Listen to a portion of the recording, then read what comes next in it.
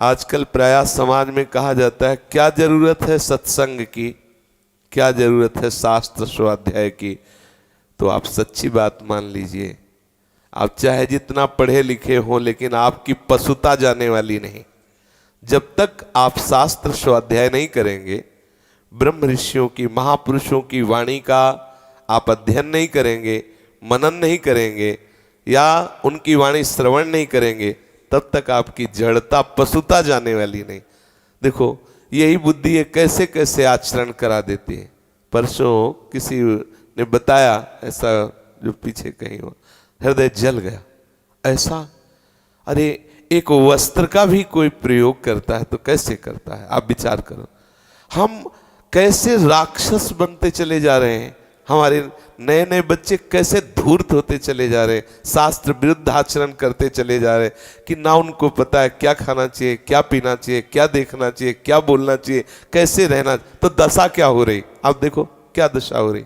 समाज, पूरा देश पीड़ित, पूरा हमारा वातावरण उस दुख से दुखी। क्या हुआ?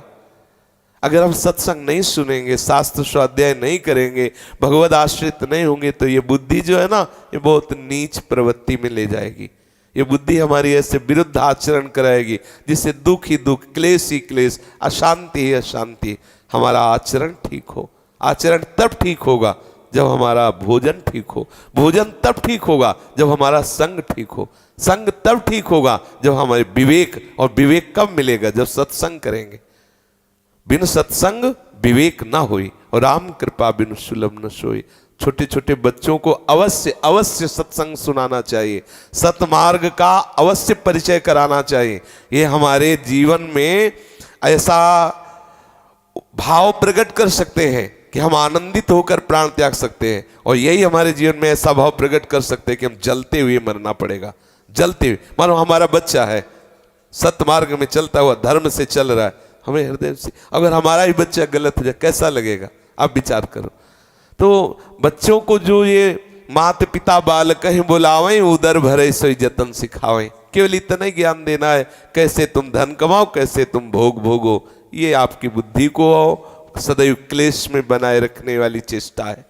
इसलिए चाहिए कि जैसे अब देखो छोटा बच्चा बोला ना, मुझे जलन होती जब मैं कभी चला जाता हूँ और मुझे वहाँ कुछ ऐसा भोजन मिला जिसमें प्याज लहसुन, तो मुझे जलन होती है कि मैं गुरुजी की आज्ञा के विरुद्ध। छोटा सा बच्चा है, ये विचार उसको कहीं भ्रष्ट होने देगा। जब एक भोजन उसको जलन पैदा कर रहा है प्रतिकूल, तो प्रतिकूल बात आने पर वो क्या, कितना पश्चाताप करेगा। तो ऐसे के द्वारा ऐसे आचरण तो नहीं हो सकते जो समाज में अत्यंत निंदनीय, क्रूर और हिंसक भाव पैदा करते हैं।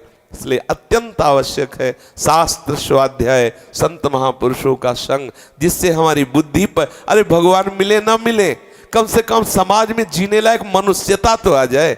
ये आसुरी प्रवृत्ति, ये राक्षसी प्रवृत्ति हम पे हावी होके हमसे ऐसा आचरण न करे कि पूरा समाज दुखी हो, पूरा समाज हमारी बात से जले। कम से कम इतना विवेक तो आ जाना चाहिए।